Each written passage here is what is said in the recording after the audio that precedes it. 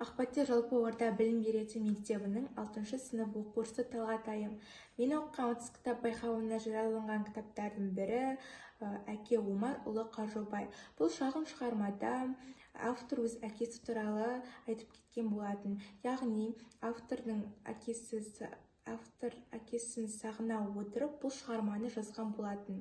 Автор әкесінің мейірімділігі, қамқорлығы есіне ала отырып, оның әрбір ісі білімге, әрбір сөзі даналыққа келетінін шығармасында айтып кеткен болатын.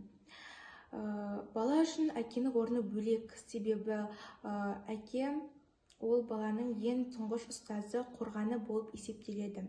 Қорытындылай келе, әке ол баланың ең асыл тұлғасы болып есептеледі.